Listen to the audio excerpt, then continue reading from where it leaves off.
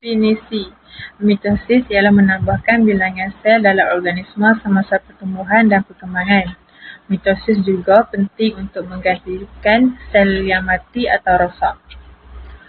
Organ yang tercedera juga dapat diperbaiki melalui mitosis. Meiosis ialah menjadikan bilangan kromosom kepada separuh semasa pembentukan gamet supaya gamet yang dibentuk adalah haploid. Tujuan mitosis untuk pertumbuhan dan pembiakan aseks. Meiosis pula untuk menghasilkan gamet bagi tujuan pembiakan seks.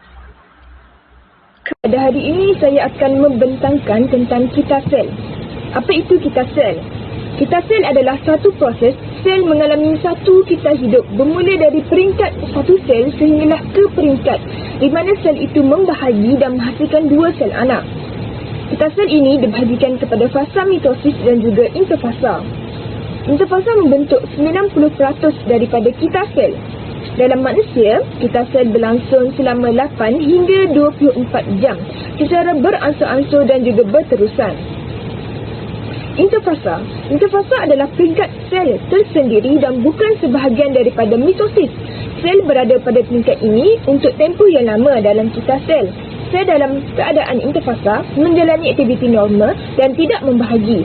Interfasa dianggap sebagai peringkat rehat, tetapi sebenarnya merupakan peringkat sel mengalami pertumbuhan dan membuat persediaan aktif untuk pembahagian sel yang seterusnya.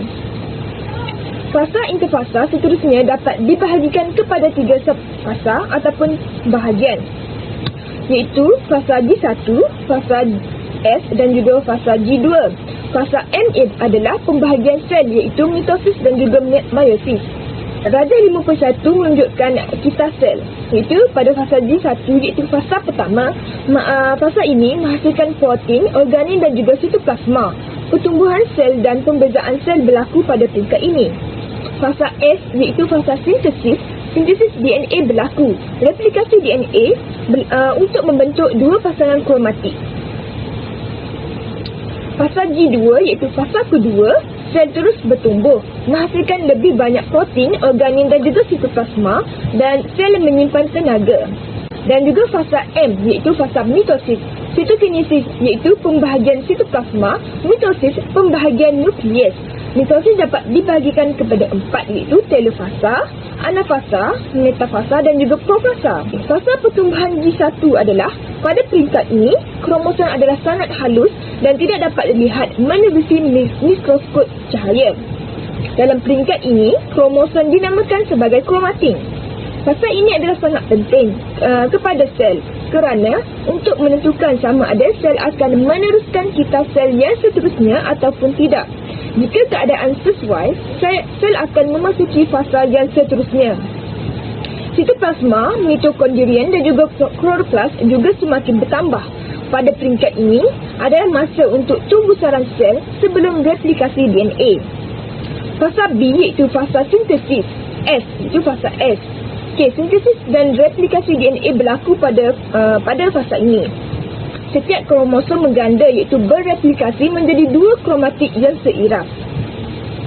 Yang C adalah fasa pertumbuhan kedua iaitu G2. Pada peringkat ini, sel bersedia untuk membahagi secara mitosis ataupun meiosis. Sel menjalani replikasi dan dengan banyak bagi menghasilkan tenaga yang mencukupi untuk pembahagian sel yang akan berlaku dan pembentukan organi yang baru. Enzim dan protein diperlukan dalam pembahagian sel disintesiskan.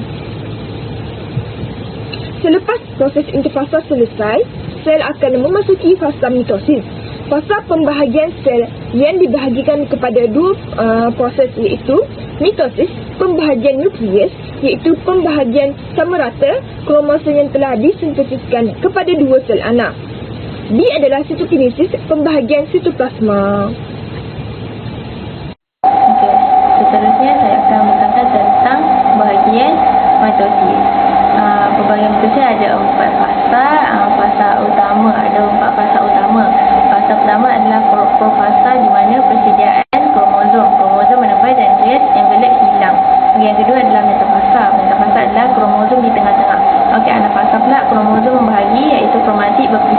Telofasa pula adalah pembahagian lengkap sel. Macam pembahagian lengkap sel, maksudnya dah habis dah proses mitosis lepas telofasa. Okey, penerangan yang lanjut pula. Profasa adalah peringkat pertama mitosis. Pada peringkat ini, kromosom berada pada pemanjangan yang terbaik. Okey, kromosom mula membentuk bergelung dan menjadi tebal. Kromosom pada ketika ini mula kelihatan dan boleh dilihat di bawah mikroskop cahaya. Semasa ini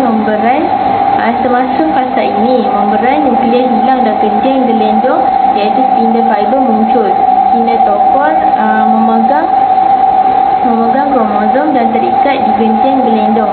Seterusnya, semasa metafasa pula, sentriol atau kentriol membahagi dan berpindah ke tapak yang bertentangan kutub. Gentian gelendong melekat pada sentroma. Setiap sepasang kromatik beradik dan kromatik beradik mula berada di flat katulistiwa atau pusat sel lah, maksudnya ada berkumpul kat tengah. Pada peringkat anafasa pula, sentroma mula membahagi secara longitud. Dia membahagi secara mendatar. Lepas tu gentian gelendong mula memendek dan kromatik beradik ditarik ke kutub bertentangan. Maksudnya daripada tengah nanti dia akan ke tepi yang bertentangan. Lepas tu kromatik beradik tu berpisah. Pada akhir anafasa, setiap kutub sel mempunyai satu set lengkap kromosom. Akhir sekali, bergelung kromosom mula terbuka dan membentuk kromatik, nukleoli dan membran nukleus terbentuk semula pada peringkat telofasa. Dia macam berulang balik. Pembahagian meiosis melibatkan pembahagian kromosom homolog kepada 4 peringkat sel baru melalui 2 peringkat pembahagian, iaitu meiosis 1 dan meiosis 2. Sebelum meiosis membahagi, sel akan melalui interfasa, iaitu replikasi DNA dan persediaan untuk pembahagian. Profasa 1 adalah sistem kromatik yang tebal, pendek dan jelas.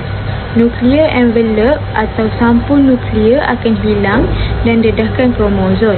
Seterusnya, fiber terbentuk daripada sentriol dan organel yang berfungsi untuk menarik kromosom dan berlaku sinopsis atau pergabungan yang tersusun mengikut pasangan homolog.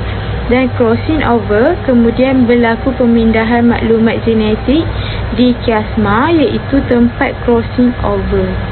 Meiosis 2 adalah fasa kedua meiosis di mana pemisahan antara kromatik pendua dan pembahagian sel selanjutnya berlaku.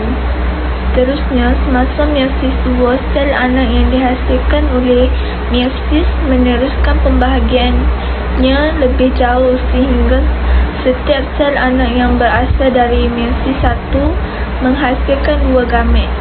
Sama dengan meiosis 1, seterusnya meiosis 2 juga mempunyai 4 fasa, iaitu prophase 2, metaphase 2, anaphase 2 dan telophase 2. Fasa-fasa ini sama dengan subfasa meiosis 1. Meiosis 2 menyerupai pembahagian sel mitosis dan juga meiosis 2 lebih pendek daripada meiosis 1. Semasa prophase 2, kromosom membran nukleus pecah.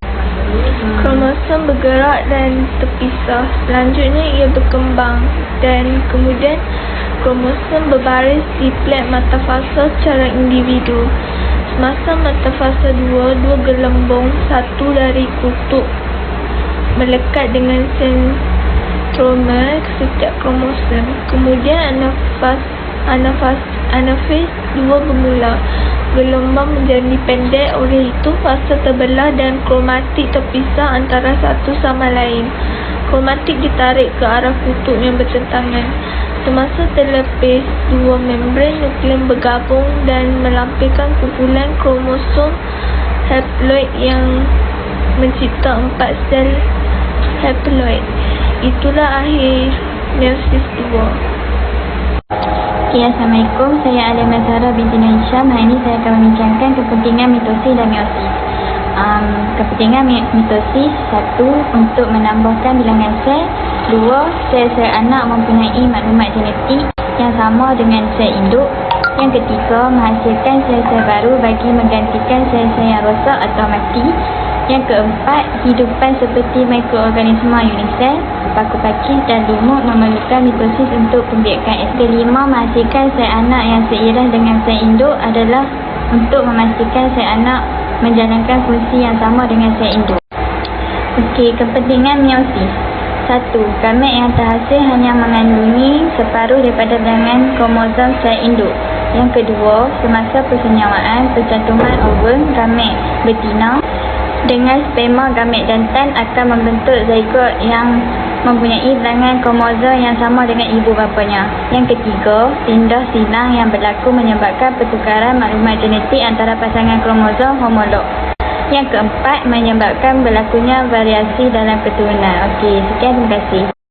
Assalamualaikum warahmatullahi wabarakatuh. Nama saya Siti Nurbalqis binti Ismail dari K14.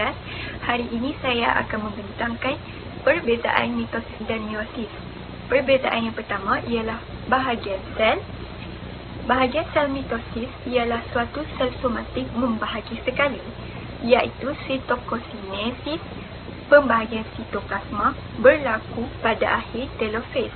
Manakala meiosis, sel pembiakan sitokinesis berlaku pada akhir telofase 1 dan telofase 2.